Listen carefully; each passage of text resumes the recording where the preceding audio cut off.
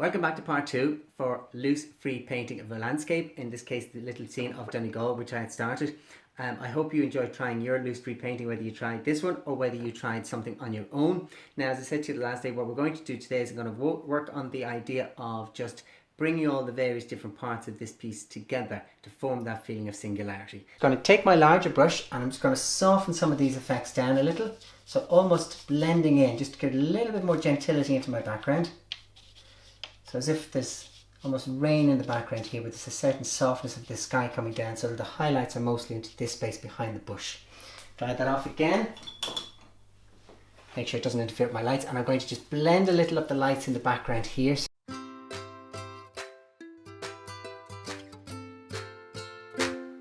Paint is really dry on the brown paper now at this stage. You'd be surprised how quickly it absorbs in. The brown paper takes the oil out of it and you get this very haphazard and uneven effect, which, as I said, I'm purposely looking for. Now I'll take a little bit of white, small touch of my red, so I'm looking for a slightly pinkish tone. I'm going to just highlight some of this area here to get that warmth and graduate from the light into the medium colour. And now with my small brush I'm just going to tone this down a little bit, or put in rather a little bit of light just from the sky coming in and just hitting off that space. Not too much, don't want it to be too heavy, so just blend that in a little there. This is too severe here, so once again I'm just going to break into this. I don't want the cloud to be too heavy handed, so I'm just going to break those down a little. I'm going to take a little bit of white with my peachy colour that I've used already, so the cadmium yellow deep, a touch of the cadmium red. Using those, a little bit of white gives a really rich colour, and I'm going to use that for just a few highlights on the outsides of the clouds and the sky, just to give that final impact. Having blended down a little, it makes it a little bit flatter in parts, so I want to just get a little bit more drama back into that. So just a few well placed highlights to give that a little bit more oomph, if you like, along the top of the clouds here. But not too bright, not too white.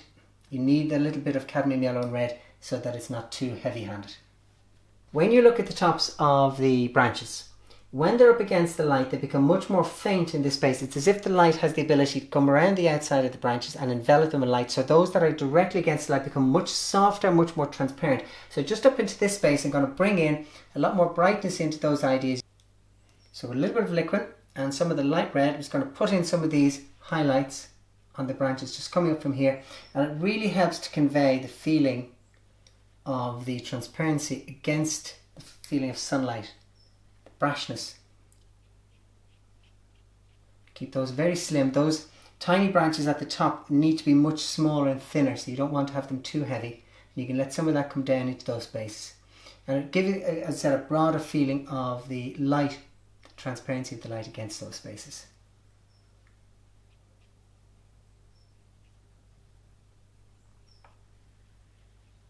I'm just skipping through that.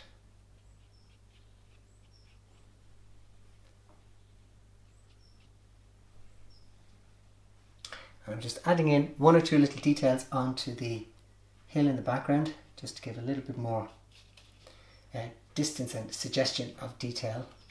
And again, note the word suggestion, not too heavy handed.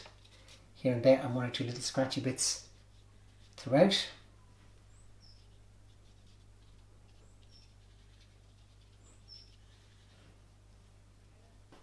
And now, just to finish up, I'm just adding in a few final just little highlights here and there, just onto the landscape, just touching up.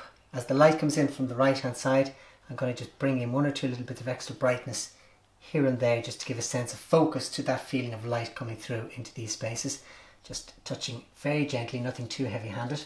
As I said, important to try and maintain the sense of freedom all the way through. And just finally into my background, if it's a bit too neat and tidy, this little hill in the background, so I've just broken that down and just put back in the idea of the trees in the background there, the little bushes sticking up. But it was too rounded, so I just softened that, broke it up a little, so it was too perfect. It was drawing my attention away because it was just too neat and tidy.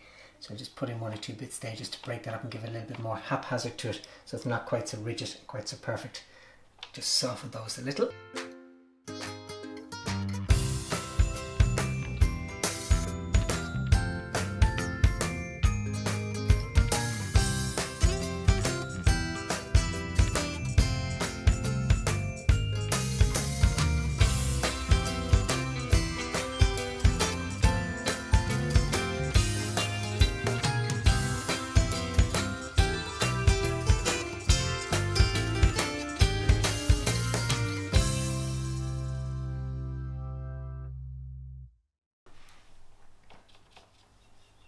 Now, and there you have our loose free landscape painting. And as you can see, I have kept everything quite suggested, nothing too detailed, nothing too heavy-handed. There's still quite a lot of the brown paper showing through in all of these spaces, and that helps to create and maintain a sense of freedom and simplicity in what you're doing, and that's the key. Now, of course, in these demonstrations that I'm doing for you, I obviously can't individualize the way I would normally when I'm teaching in the school, where I teach each person individually with the subject matter and the medium of their choice. So what I'm trying to impart here with these demonstrations are the basic techniques. Remember what I said before, it's not about what you do, it's oftentimes more about how you do it. So whether you're painting landscapes or seascapes or building scenes or even figurative work, it's more about how you approach it. So the techniques in terms of loose painting, the simplicity, not putting on too much paint, putting in, remembering that less is more. All of these things are applicable to regardless of whatever subject matter that you use in terms of being able to develop your sense of loose free painting. It is experimental. You have to be willing to take risks. As I said, remember, you're not painting a photograph, you're interpreting that photograph, which means you're simplifying. So you're taking out and putting in only a certain amount, and give yourself time before you start your composition to consider that. Have a look at it. Do out one or two little prep drawings or sketches, even in just simple crayons. Familiarise yourself. Ask yourself what you can leave out, what needs to go in, what are the basic elements of the composition that are required to create the sense of atmosphere and liveliness in what you have. And above all, have some fun. I'll be back again in another day or two with another demonstration. As before, I'm not quite sure yet what I'll do, but I'll come up with something for you to work on. In the meantime, enjoy your creative endeavours, mind yourselves, and I look forward to seeing you soon. Bye for now. Bye.